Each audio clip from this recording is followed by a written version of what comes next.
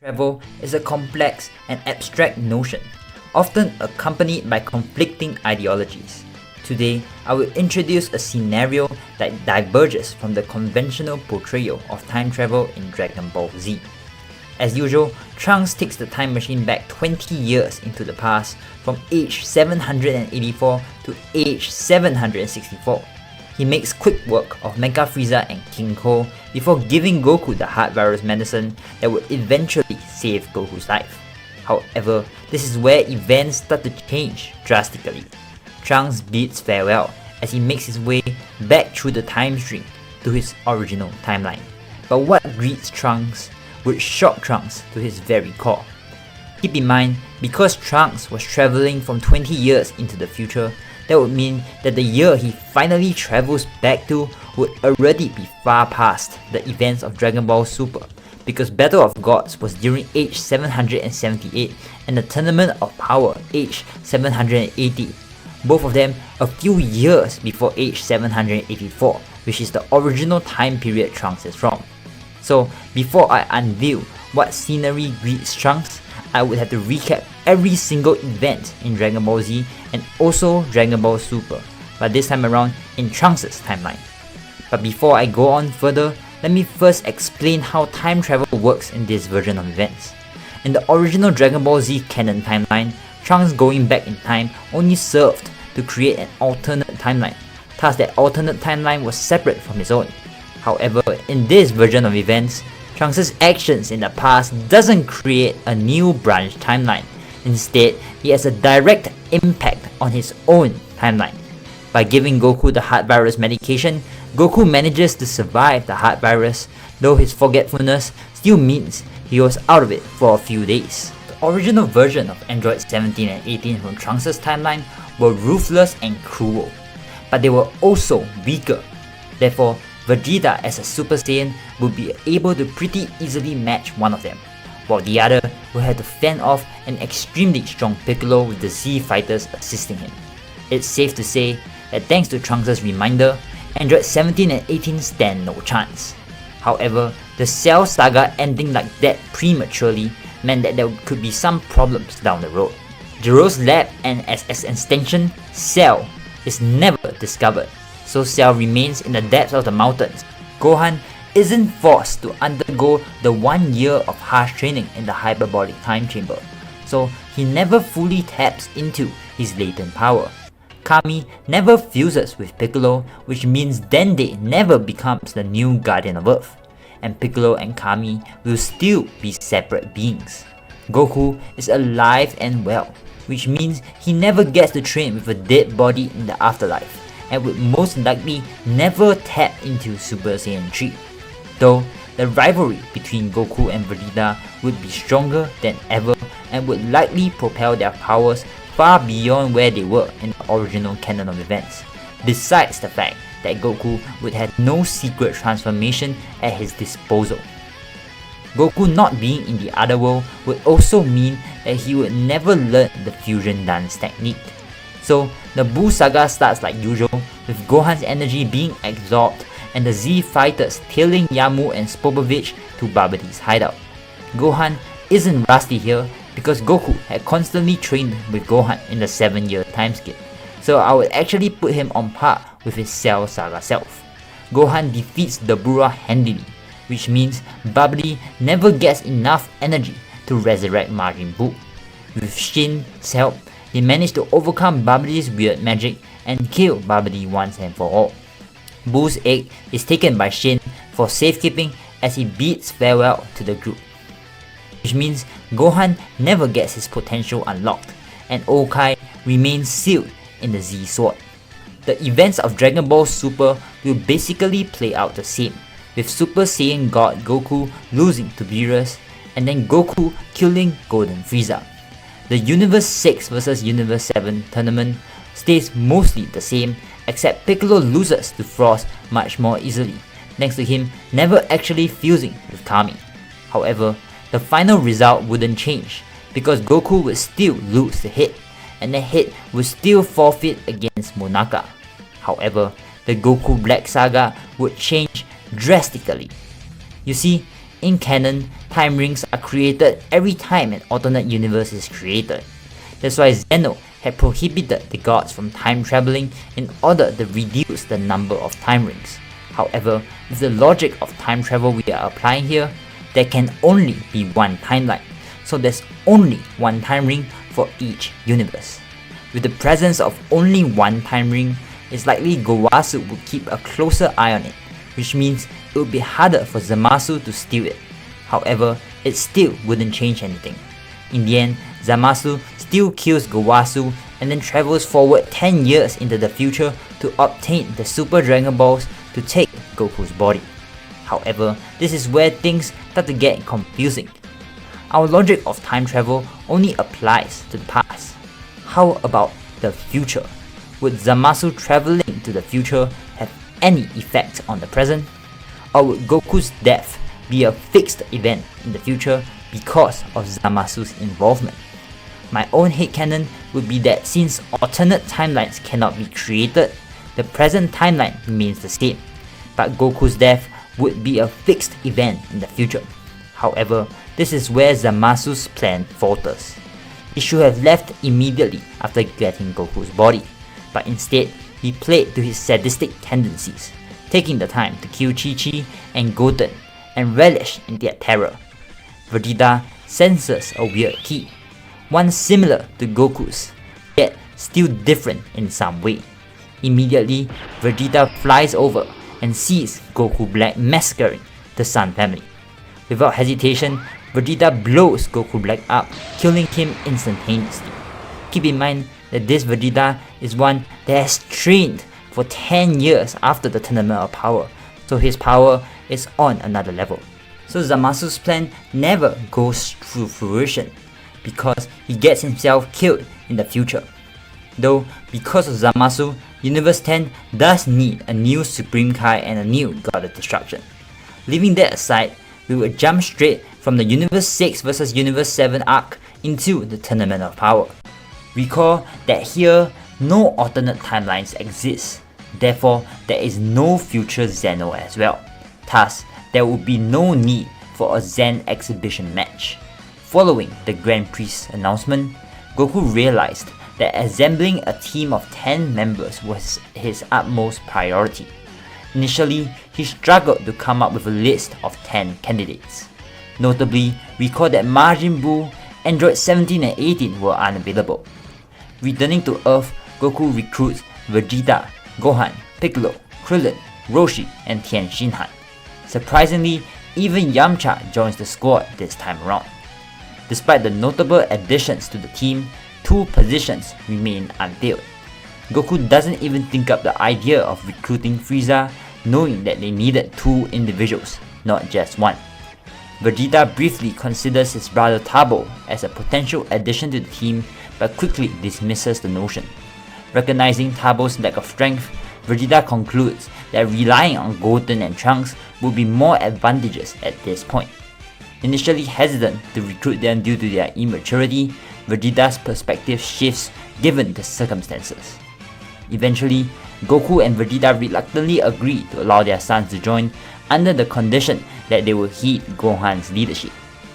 While brainstorming, Piccolo also comes to the realization that it was time to undergo fusion with Kami. With the looming threat of their universe being erased, Piccolo acknowledges that the Dragon Balls would lose their significance in the face of such a catalysm. It's at this moment that Beerus springs out from his seat, a mischievous grin adorning his face. Beerus is brimming with excitement as he unveils his master plan: Namekian fusion. Piccolo was the strongest Namekian by far, and if he fused with every Namekian in Universe 7, they would get the ultimate Namekian warrior. Piccolo grasps the potential of fusing with every Namekian, envisioning the creation of the ultimate Namekian warrior. However, despite this, he quickly brushes aside the notion, not intending to let his fellow Namekians suffer such a fate. However, Beerus remains resolute, brandishing a Hakai ball and questioning Piccolo's defiance against his directives. Reluctantly, Piccolo heeds Beerus' demands, begrudgingly following the 2 Supreme Kais to New Namek. Upon arrival, Grand Elder Mori swiftly accedes to Piccolo's proposal, mobilizing all the warrior Namekians without hesitation. With the Dragon Balls at their disposal, the prospect of unfusing Piccolo from the warrior Namekians post-Tournament of Power victory seemed entirely plausible. As the ceremonial rite commences, each warrior Namekian steps forward to place their hand upon Piccolo's shoulder, their collective energy surging in unison. Piccolo's cry echoes as every Namekian becomes assimilated within him. Initially burdened by the weight of countless souls, Piccolo feels a surge of power stabilizing within him. As the well springs of power stabilize, Piccolo is overcome with amazement at the immense surge of strength coursing within him. His power escalates exponentially, leaving him in awe of his own newfound might. With this astonishing rise in power, the strongest fighter in Universe 7 is born. However, Grand Elder Mori's plans are far from complete. Drawing upon a technique reminiscent of Grand Elder Guru's display during the Planet Namek saga, Mori unlocks Piccolo's latent potential. Though Piccolo doesn't immediately sense a significant difference, within him lies untapped reservoirs of power awaiting release. Power that Piccolo himself has yet to fully comprehend. Expressing gratitude to Grand Elder Mori, Piccolo reassures him not to fret. With the Namekian race and their universe at stake, Piccolo pledges to emerge victorious in the tournament. Mori nods solemnly at Piccolo, bidding him farewell. Returning to his team, Piccolo finds them ready to set off for the tournament arena. With all preparations complete, the stage is now set for the ultimate showdown. As Team Universe 7 arrives in the World of Void, Goku observes that every universe has already gathered, noting the presence of formidable fighters among them.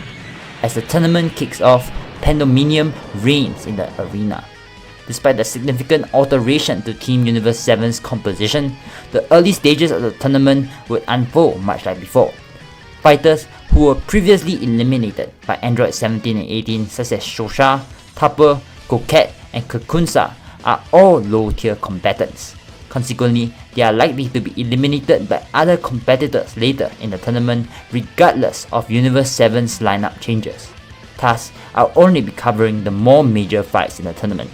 For example, Gohan's confrontation with Obuni from Universe 10 poses a significant challenge for Gohan. In the original story, Obuni pushed Ultimate Gohan to his limits, but in this altered timeline, Gohan is restricted to Super Saiyan 2. Despite Gohan's intensified training regimen in this What If, the absence of his ultimate form severely hampers his performance.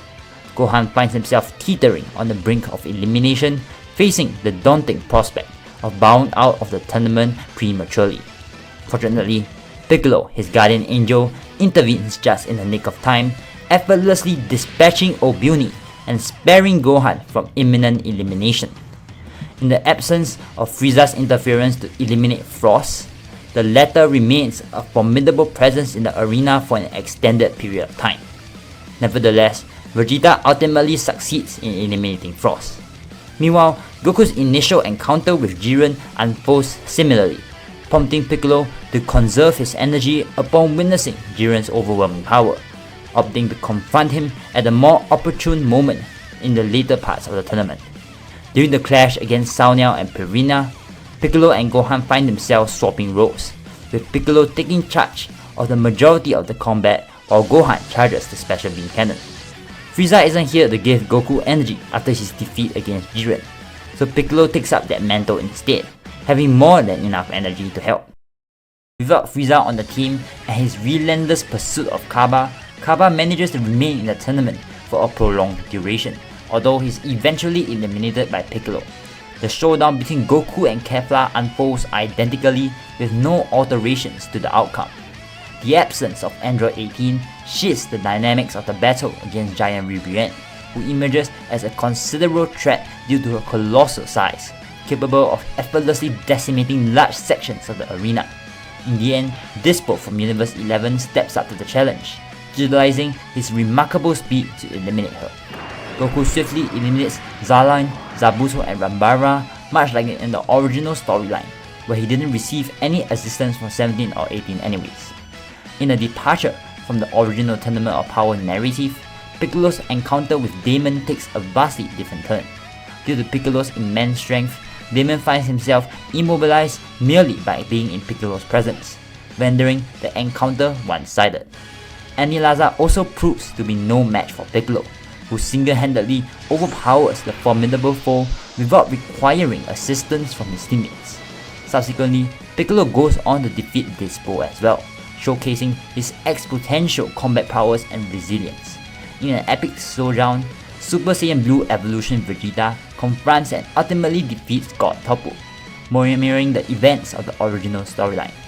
With Toppo eliminated, only one formidable opponent remains for Universe 7 to overcome, the indomitable Jiren of Universe 11.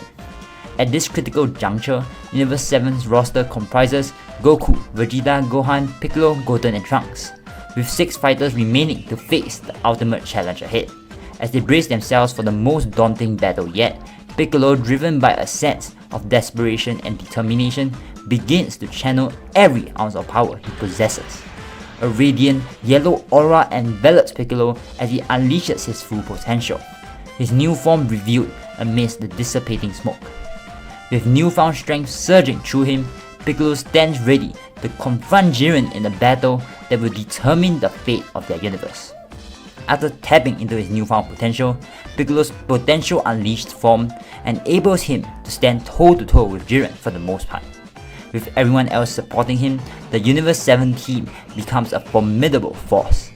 Faced with no other choice, Jiren unleashes his full power as he begins to start to overwhelm everyone. His immense power forces Gohan, Goten and Trunks to drop out of the ring, leaving only Piccolo, Goku and Vegeta to face Jiren's might. Jiren directs his relentless assault towards Piccolo, pummeling him endlessly. However, Piccolo's remarkable vitality and the continuous regeneration of his injuries, courtesy of the assimilated Namekians, keeps him in the fight.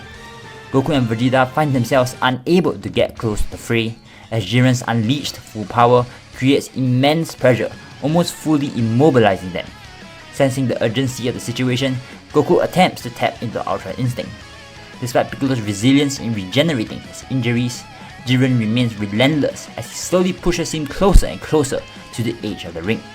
As Piccolo teeters on the edge of the arena, Goku swiftly teleports in, grabbing Piccolo and instantly teleports them back to Vegeta's side in the center of the arena, saving Piccolo from elimination. Recognizing the urgency of the situation, Goku and Vegeta agree that they need to distract Jiren while Piccolo charges up his most potent attack, reminiscent of Goku's strategy against Raditz during the Raditz saga. Goku and Piccolo exchange nods, their mutual trust evident. With resolve, Vegeta leads the charge, followed closely by Goku. However, their efforts prove futile against the overwhelming might of Jiren, who effortlessly dispatches them both. Vegeta is the first to be hurled out of the ring, his elimination swift and decisive. Jiren then redirects his focus back to Goku, who finds himself also at the edge of elimination. Glancing back at Piccolo, Goku realizes that Piccolo's attack is not yet prepared. In a desperate bid, Goku pushes himself to the limit, unlocking Ultra Instinct Omen once more, just in time to evade Jiren's fatal strike and deliver a counterattack. Jiren sustains some damage, but swiftly re-engages in the battle, clashing fiercely with Ultra Instinct Omen Goku. Although it's evident that Jiren maintains the upper hand, Goku's temporary distraction allows Piccolo to complete the charging of his light grenade. With power pulsating in his hand, Piccolo grins with determination. The special beam cannon was deemed impractical, as it would likely result in Jiren's demise. Sensing the overwhelming power emanating from Piccolo, Jiren remains focused on Goku, unaware of the imminent danger. Suddenly, Goku evades, catching Jiren off guard. Jiren swiftly turns to confront Piccolo's light grenade head-on, bracing himself against the impending attack. In a scenario reminiscent of Kid Buu's confrontation with Goku's Spirit Bomb, Jiren gains momentum against Piccolo's assault, even as Piccolo channels his full power against Jiren. Determined not to be surpassed, Goku unleashes a Kamehameha from behind Jiren, catching him off guard and leaving him vulnerable to Goku's unrelenting assault. Jiren cries out in anguish as the dual onslaught overwhelms him, causing his concentration to waver. A massive explosion ensues, propelling all 3 combatants out of the arena. No one remains standing, and the arena is obliterated in its entirety. while it appeared evident that Goku and Piccolo still stood while Jiren teetered on the brink of unconsciousness, the tournament rules presented a different scenario. All three combatants had been ejected from the arena, leaving no clear victor. However, the Grand Priest decisively proclaims Universe 7 as the victor. Only he and the angels had the vantage point to discern the true outcome of the battle. Goku's adept maneuvering, courtesy of Ultra Instinct Omen, afforded him a split second longer in the arena compared to Jiren and Piccolo. Naturally, Grand Priest corroborates this outcome by reviewing the recording to present to Zeno. Universe 7 is declared the victor as Piccolo uses the Super Dragon Balls to wish all the universes back. In the grand aftermath of this climatic battle, the radiant Namekian Dragon Balls pulsate with cosmic energy, infusing Piccolo and all the warrior Namekians. Piccolo and Kami, two souls bound by fate, choose to remain as one, embracing their intertwined destinies, for they had always been one. 13 years later than foretold, Dende finally ascends to being the sacred mentor of Guardian of Earth. Without the resurgence of the Tyrant Frieza, the events of Dragon Ball Super Broly do not take place. The remnants of the Frieza Force drift aimlessly, devoid of purpose or direction. Meanwhile, amidst the desolate landscape of the desolate planet Vampa, Broly and Paragus endure an existence of solitude and isolation, stranded without any hope of rescue. In a world without Fat Buu and the Dai Kaishin slumbering within him, the Galactic Patrol would never have found cause to visit Earth. Goku and Vegeta would have continued their training as usual, blissfully unaware of Moro's existence. Without Goku, Vegeta, and Fat Buu to play their roles in the Moro arc, events take a drastically different turn. Following Moro's escape from prison, Mira swiftly makes his way to the land of the Supreme Kais. This sacred realm, inaccessible to most mortals, poses no obstacle to Miras, who reveals his true identity as an angel in disguise. Miras wastes no time in revealing his true identity to Shin and Kibito, shedding his guise as he explains his purpose. He discloses his mission to release Majin Buu, a task that understandably fills Shin and Kibito with apprehension. After all, they are faced with the prospect of unleashing one of the most formidable entities in the entire universe. Despite their reservations, Miras employs all his persuasive skills to sway them to his cause. With great reluctance, Shin and Kibito concede to Miras' request, albeit with a heavy heart. Miras, well prepared for the task at hand, administers a potent energy injection into Majin Buu's dormant form. As the ancient being stirs from its slumber, Shin and Kibito retreat to a safe distance, their trepidation palpable. Using the same net that he used against Moro in the manga's version of the Moro arc, Miras swiftly ensnares Buu with this net, leaving no room for escape. Despite Buu's valiant efforts to break free, Miras' preparations prove impenetrable. With a nod of gratitude towards the Supreme Kais, Miras takes his leave, leaving Shin and Kibito to anxiously hope for the best, now that Majin Buu roams free once more. The following week is dedicated to rehabilitating Buu, a task that proves challenging given the lingering presence of his bad side. In this version of events, Buu's good and evil halves are still combined into one. However, it is precisely because of this balance that Buu retains his divine powers and the ability to execute the potent Kai Kai Mutaru technique.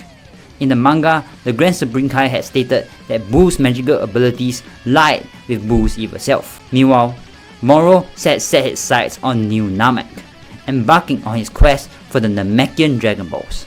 Without the initial confrontation between Goku, Vegeta and Moro, the sorcerer proceeds undisturbed, leisurely collecting the Dragon Balls on New Namek.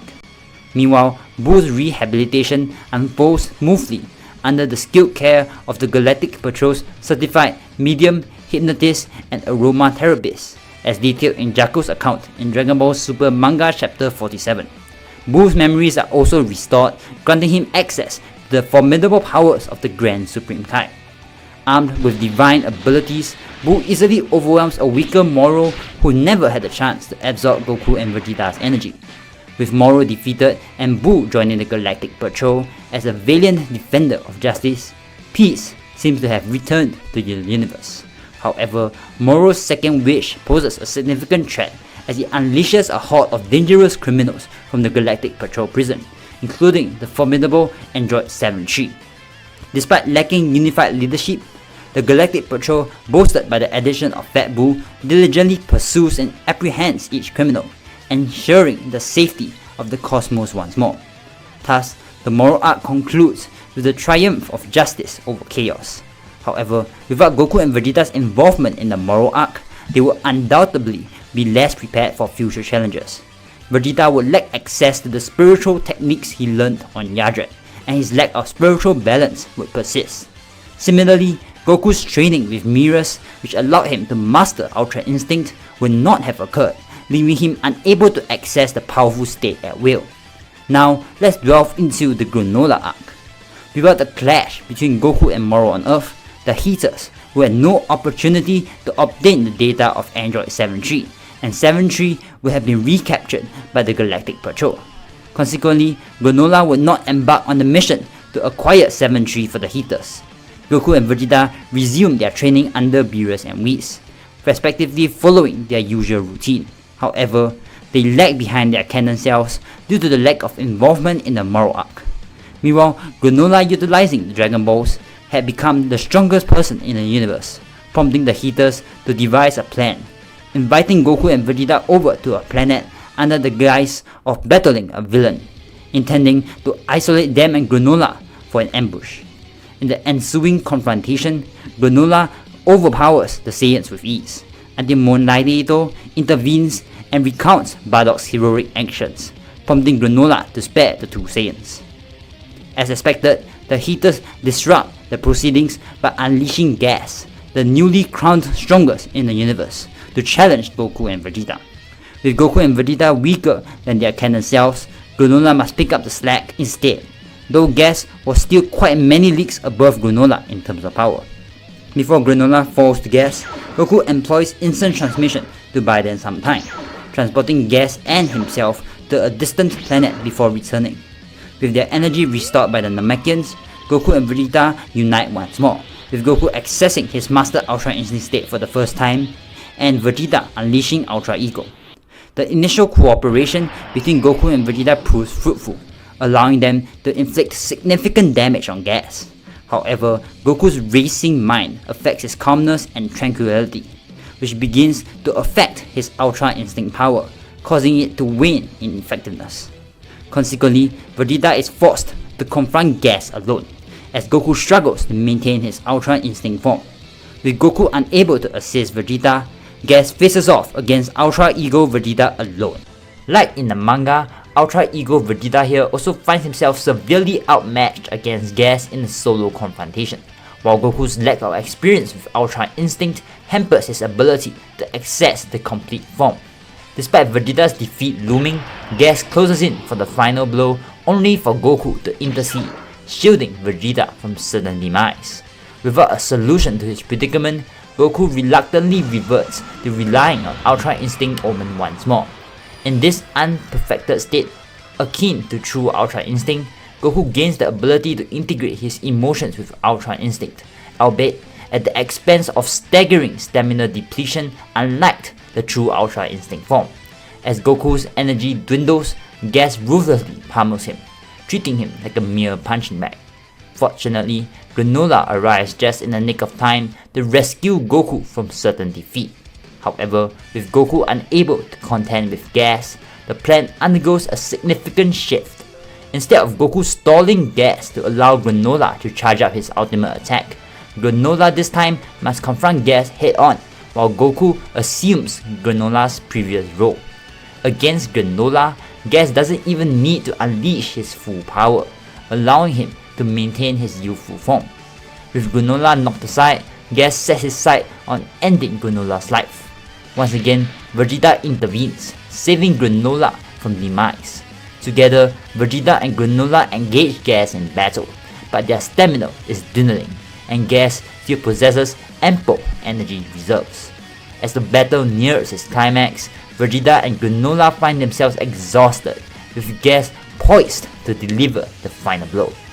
In a desperate move, Reminiscent of his instant transmission Kamehameha against Cell, Goku teleports in and unleashes a point-blank Kamehameha into Gas's face. Gas screams as the blue energy wave engulfs him, but to everyone's dismay, Gas emerges only moderately injured, wearing a devious grin as he prepares to strike once more. With his stamina depleted, Goku could no longer transform, and both Granolah and Vegeta find themselves in the same dire situation. Meanwhile, Alex's ambitions of universal domination are on the verge of realization. With Frieza out of the picture here, there's no chance of him coming to Goku and Vegeta's rescue from Gas's onslaught. Therefore, the fate of the Saiyans hang in the balance, with Alex's ambitions looming large. Now, whether Beerus intervenes to save Goku and Vegeta here becomes the pivotal question. Without Beerus' intervention, the Saiyans along with Granolah face certain doom. So, to bring closure to this narrative, let's imagine that Beerus decides to intervene, unleashing the most potent Hakai ever witnessed to obliterate Gas, thus saving Goku, Vegeta and Granolah from their impending demise. Beerus, filled with disappointment, directs his ire towards his disciples, particularly Vegeta, whom he had painstakingly mentored in the ways of a god of destruction. In an instant, Beerus obliterates the remaining heaters, his mood soured beyond repair as he admonishes Goku and Vegeta to introspect. With Gas's demise, the Granolah arc reaches its conclusion, albeit with a twist. Beerus, unlike in the canon, emerges as the one to bring an end to the chaos, replacing Black Frieza in this pivotal moment. Now, we move onwards into the Dragon Ball Super superhero arc. The resurgence of the Red Ribbon Army unfolds much like in the canon storyline. Dr. Hedo is recruited by Magenta and Gamma 2 is dispatched for a trial against Piccolo. However, Piccolo, having unlocked his potential by Mori, is notably stronger than he is in canon. Despite this, he succumbs to Gamma 2 and tracks Gamma 2 to the Red Ribbon Army base where he learns about the formidable Cell Max. Meanwhile, Goku and Vegeta are training on Beerus' planet. In this altered scenario without Broly, Chilai or Lemo, Beerus refrains from tossing his ice cream container onto Whis' staff, enabling Bulma to successfully contact Whis and consequently Goku and Vegeta. As Bulma reaches out to Whis, he promptly responds, alerting Goku and Vegeta to the unfolding crisis. Goku and Vegeta assure Piccolo that they'll let him handle the situation initially, but they'll be prepared to teleport in if matters escalate. However, without the threat of the Moro arc looming over Earth, Gohan himself is also considerably weaker than his canon counterpart. Moreover, in this version of events, Gohan lacks access to his ultimate form. Consequently, Piccolo and Pan are even more motivated to devise a strategy to help Gohan unlock his full potential. The subsequent skirmish against Gamma 1 and 2 within the Red Ribbon Army base proves to be a one-sided affair, with Gohan limited to his Super Saiyan 2 state and Piccolo relying solely on his potential unleashed form. Sensing the distress of Piccolo and Gohan, Goku and Vegeta teleport to the scene, swiftly rescuing them before effortlessly dispatching Gamma 1 and 2. Recognizing their error, Gamma 1 and 2 defect to the opposing sides, joining forces with the others to confront the newly unleashed menace, the towering behemoth known as Cell Max. Dr. Hedo rushes to convey crucial information regarding Cell Max's vulnerability, prompting Goku and Vegeta to lead the charge against the colossal foe. Their relentless assault served as a valuable distraction, allowing Piccolo to strategize with Gamma 1 and 2 on a plan to exploit Cell Max's weak point. Although Goku had previously faced defeat against Gas, he had since committed himself entirely to mastering Ultra Instinct, now capable of accessing the true Ultra Instinct form. Meanwhile, Vegeta had honed his Ultra Ego form, building it with greater efficiency. With both Goku's mastery of true Ultra Instinct and Vegeta's refined Ultra Ego, they individually matched Cell Max's might, and together proved to be overwhelming Cell Max. Despite Cell Max's awareness of its own vulnerability, Goku and Vegeta relentlessly targeted its weak spot. Vegeta persistently aimed for the weakness, while Goku focused on assaulting other vulnerable areas of Cell Max's massive form. The relentless assault proved too much for Cell Max to handle, evident in its increasing injuries. Eventually, Cell Max unleashed one final devastating attack aimed at annihilating Earth and all its inhabitants. Goku and Vegeta, recognizing the imminent danger, combined their Kamehameha and Gallic Gun techniques to form a massive energy wave to counter Cell Max's Death Ball attack. In the midst of this intense beam clash, Gamma 1 and 2's prepared Ki Blast was unleashed, targeting Cell Max's weak spot and bypassing its defenses completely. The powerful blast struck true, destroying the artificial Titan and ending the threat it posed. With Cell Max defeated, the Dragon Ball Super superhero arc concludes, with Gamma 1 and 2 both surviving the arc, and Goku and Vegeta emerging as the heroes who saved the day. However, this victory comes at the cost of Piccolo and Gohan not unlocking their ultimate forms. Now that we have gone past the superhero arc, we are now in age 783, 1 year before the end of Z and 1 year before Trunks had time traveled back in the first place. For now, I'll assume nothing of significance happens in this 1 year time period. As Trunks emerges from the time stream and returns to his era, he's suddenly enveloped in a brilliant white light. Shielding his eyes, he finds himself standing once again at Capsule Corporation.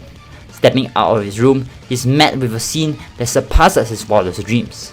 West City is vibrant and bustling with life, its streets alive with activity. People move about with a sense of joy and contentment, their worries seemingly forgotten. Tears of joy well up in Trunks' eyes as he gazes upon the tranquil world before him. Overwhelmed by the new flood of new memories in his mind, the memories of a timeline shaped by his actions, a timeline where peace reigns thanks to his journey through time. Thanks to Trunks, his world was spared from destruction, and he even had the opportunity to grow up in a timeline free from the horrors of violence and bloodshed. However, the memories of his original timeline remain etched in his mind, serving as a reminder never to let his guard down. As Trunks reassesses himself, he realized that this version of himself had let his physical condition sleep.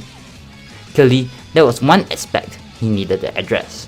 Making his way towards the gravity chamber, a rare smile graces Trunks' face, breaking through the years of somnolentity.